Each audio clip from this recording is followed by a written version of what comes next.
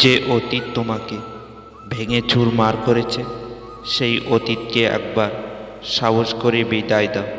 নিশ্চয়ই ভবিষ্যৎ তোমাকে উত্তম কিছু উপহার দেবে। সময় মানুষকে সব দুঃখকে ভুলিয়ে দেয়, আবার নতুন করে বাঁচতে শেখায়। গতকাল হলো অতীত, আগামীকাল একটা রহস্য, কিন্তু আজকের দিনটি একটি উপহার। আবারও একে বলা হয় বর্তমান।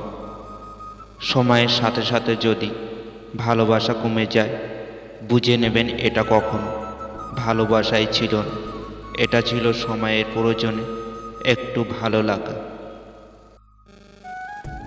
কারো হৃদয়ে আঘাত করাটা সাগরের বুকে পাথর ছুরি মারার মতো। কেউ জানে না সেই পাথর কত গভীরে আঘাত করবে, শুধুমাত্র যার হৃদয় আঘাত করবে সেই বুঝবে। সুখ খুঁজতে খুঁজতে ক্লান্ত আমরা, তবু সুখের দেখা মেলে না। আসলে সুখ হলো কিছু ভালো মুহূর্ত, এর বেশি আর কিছু না। জীবন একটা লম্বা সফর, আর এই সফরে মানুষ চিনতে হয় জনে জনে, আর শিক্ষা নিতে হয় পদে পদে। হীরাকে ছেড়ে আমরা কাছের পিছনে ছুটি, সুখদাতাকে নারাজ করে আমরা সুখের তালাশ করি।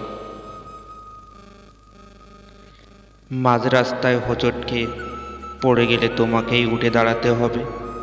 মাঝরাতে কান্না পেলেও চোখের পানি তোমাকে মুছতে হবে।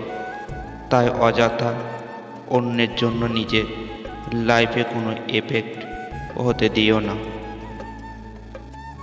ঠান্ডা মাথায় নেওয়া সিদ্ধান্ত কখনো ভুল হয় না, আর ভাষা ও ব্যবহার ঠিক থাকলে আপন কখনো পর হয় না।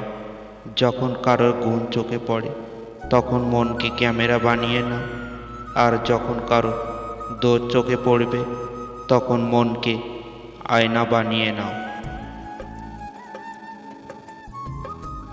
সবচেয়ে দামি জিনিস হলো সময়, আর মানুষ সবচেয়ে বেশি অপব্যবহার করে সময়ের।